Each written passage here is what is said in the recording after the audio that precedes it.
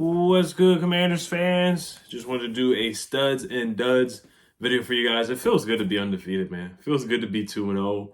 Haven't had this feeling since 2011, so it feels good. We still got a long way to go. Got to be humble. Got a big game against the Bills next week, so got to be focused on that. But just enjoying the win.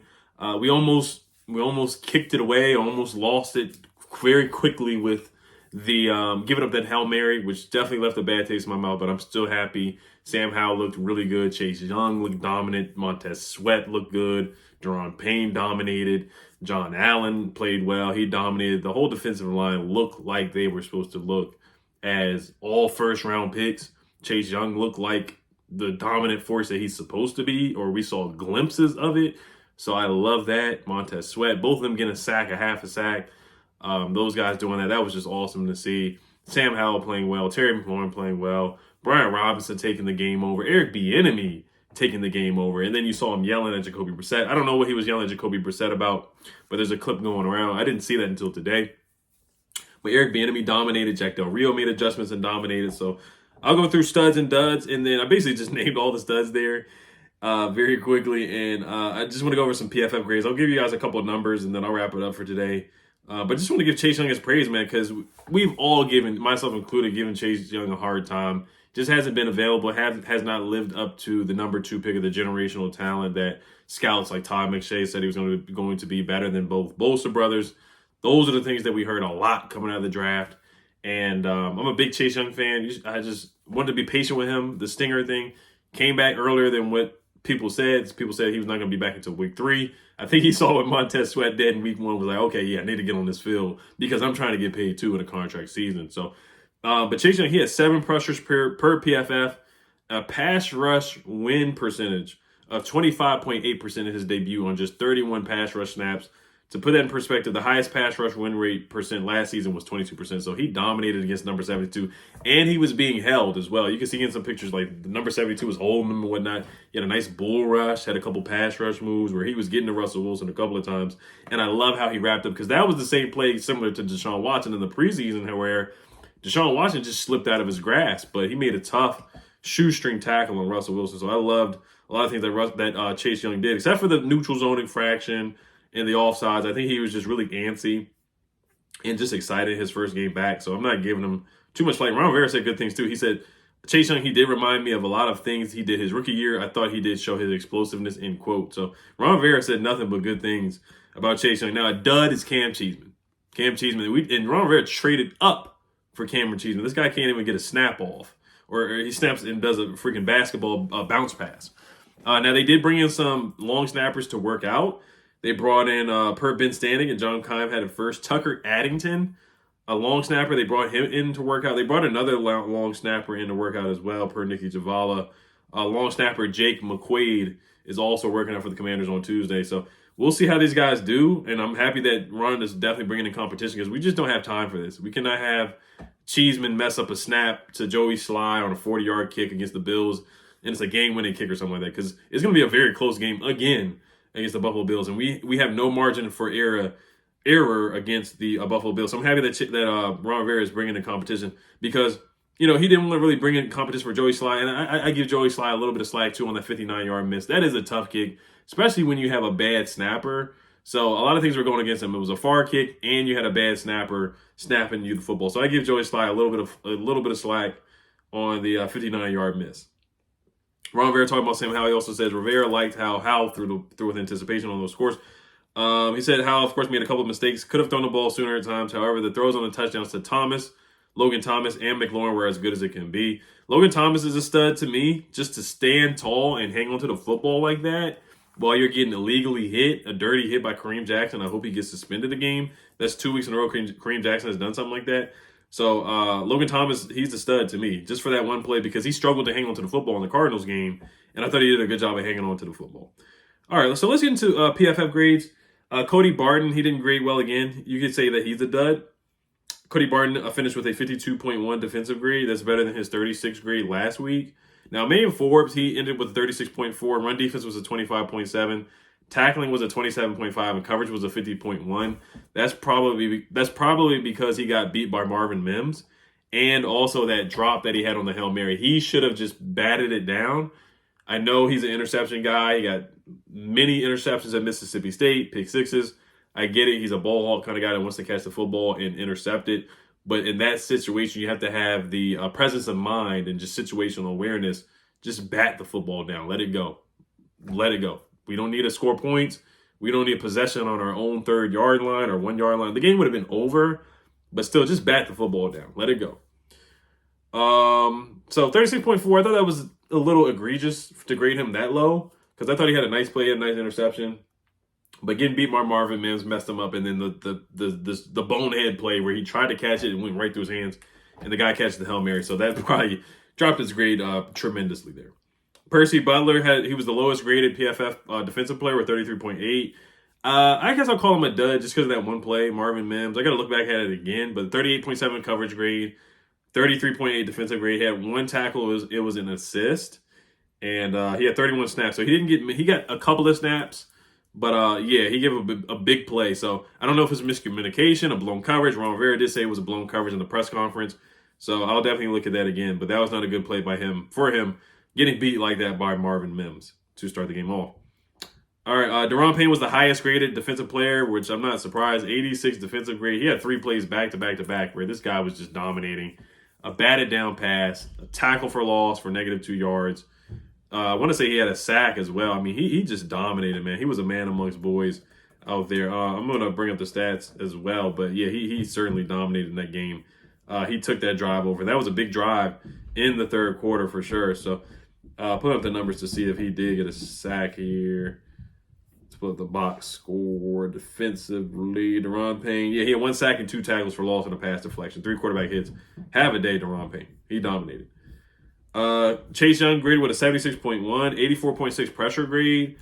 I thought he played really well. Casey Toohill graded really high with a 73.2, 71.1 pressure grade. He had 16 snaps. Chase Young played 47 snaps. For a guy to be on a snap count, he played a good amount of snaps. I think he just played so well to the point where Ron Rivera is just like, we got to play the guy. Ben St. Juste, 72.5 defensive grade, 78.1 pressure grade, 71.9 coverage grade. I thought he did a good job. Some people said it was a pass interference on the 2-point conversion, but I don't really care because you saw what happened in the Giants game where the guy bear hugged Curtis Samuel. So I think it's just karma. The football gods came through for us after that terrible no call against the Giants. Kendall Fuller graded with a 68.6. I thought he had a quiet game, which is good. I didn't see them really target him much or cook him much. I thought he did a good job. 78.0 tackling grade, a 67.3 coverage grade as well. Jamin Davis was 67.1, had probably one of the biggest defensive plays of the game. Not probably, but he had one of the biggest defensive plays of the game, forcing that fumble, just having a heads-up play, playing downhill, playing with his hair on fire, playing with speed, not thinking too much. He's playing really well through 2 football games. Had a 92.5 pressure grade, which is really high. 77.7 tackling grade as well, which is pretty darn high as well. Montez Sweat, 69.7 pressure grade, 74 tackling grade. He did a good job. Cameron Curl, 85.5 tackling grade, 62.9 overall. That was a great tackle on Russell Wilson before he got out of bounds to keep him in bounds, to keep the clock running. Tick, tick, tick, tick. Derek Forrest, 28.7 tackling grade. Has to improve on that. Ridgeway, 58.8. John Allen, 57.4. And that's pretty much the notable guys right there. Moving on to the offensive side of the ball, I thought Eric Bieniemy was a stud for sure. I mean, the screen game was awesome.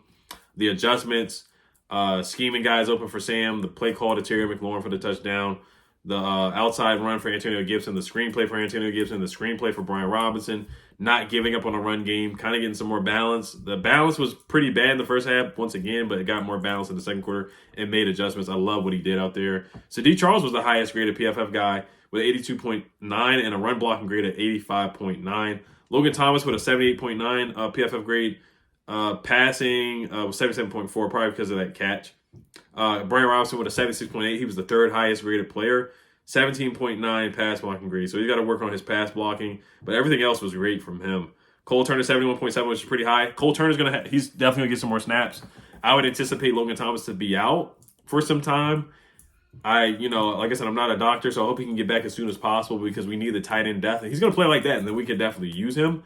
But Cole Turner's stock is definitely going to go up for sure. He's going to get more touches. John Bates had a drop, so I think they're going to go to Cole Turner a little bit more because Cole Turner had a nice play to get us into the red zone. Sam Howell, 70.4 offensive grade, 72.1 run grade. He's a good runner, good scrambler. 70.4 is pretty good. Nick Gates, 66.7. I love how Nick Gates stepped up and started fighting guys after the dirty hit on Logan Thomas. 74.8 run blocking grade. Sam Cosmi, 66 PFF grade. John Bates, 64.8. Antonio Gibson, 64.4. The lowest graded was Jahan Dodson. His run blocking was bad in this game per PFF. Charles Leno with a 57. Who else? Leno with a 57. He gave up some pressures for sure. Wiley was pretty bad. He was the second worst with a 56.5. 54 passing grade. Once again, he just gets beat. Gave up a sack fumble. Got beat in the first game against the Cardinals. So Wiley has not had a great start. Leno is who he is. He's like Morgan Moses. He's a steady Eddie guy. But he had the good game. His first game against the Cardinals was good, but this game he definitely struggled a little bit. Had an up and down game and gave us some pressures for sure. So Percy Butler, I didn't like the special teams play against the Marvin Mims punt return. That's something I definitely had a problem with. They did have special teams grade. I think Cameron Cheeseman graded with like a 26 PFF grade. He was really darn awful. He had a 26.6 special teams grade. And we got to bring somebody else in. It is what it is. We just don't have time for the foolishness and the Shaq and the fool moments. We just don't have time. We don't have any margin for error. The NFC East is good, of course, again. Dallas is undefeated. The Eagles are undefeated. So it's going to be a tough race. The Giants should have lost. If the Cardinals were not tanking, they would be 0-2 today. But they are 1-1. So everybody's 500 or over. And it's only been 2 games, but everybody's at least 500 or over right now. All right, so I'm going to give you guys a couple of numbers that I saw that stood out to me that are really good. And then I'm going to wrap it up for today. And then if they make any moves on a long snapper, I'll make a video about that. I know it's just a long snapper, but it is important. So I'll still make a video about it. Terry McLaurin, I guess he could say that he was a stud as well with that catch. That was a heck of a catch over 2 people.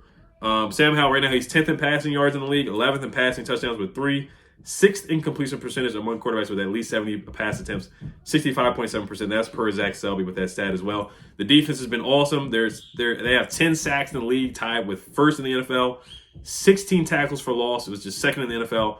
And 4 takeaways, tied for 4th in the NFL, which is different because we did not take the football away last year at all. And now we had 2 takeaways in the game against the Broncos, and we had a fumble that we picked up against Josh Dobbs. So we've been doing a good job at taking the football away. So right now, Sam Howell, he leads the NFC East in quarterbacks and passing touchdowns, total touchdowns, passing yards, and quarterback rating. Like I said, these stats could be irrelevant because it's only the second game of the season. But it's just something to look at and something to look at and measure and set our goals and what we need to improve on going forward. So it feels good being 2-0. Eat humble pie. We got a tough opponent in the Bills coming up, so we'll have a preview video for that. Like I said, we got to find another long snapper. We just have to. And Chase Young's got to keep doing what he's doing. Play up to his potential like that. And this defense, man, can be an elite defense if we do that. If he can do that. And we already know we're going to get it from John Allen, Deron Payne, Montez Sweat. Chase Young is the X factor. He really is. So, all right, you guys let me know what you guys think. If there's any studs that I left out or any duds that I left out. Cody Barton was a dud. Got to get off blocks. He's getting pushed back and getting stuck on blocks. That's one thing he's got to improve on. I know he's learning the defense, but I'll end on that. I'll end on a positive note that Sam looks darn good. He looked darn good in this game. First game struggled. Played better the second game, so I really love the adjustments that he made. He hung in there, cool, calm, and collected, and very comfortable in the pocket, and I love it. He's only going to get better. So, all right, guys, Hell Commanders, 2-0 feels good. Left hand up. Peace.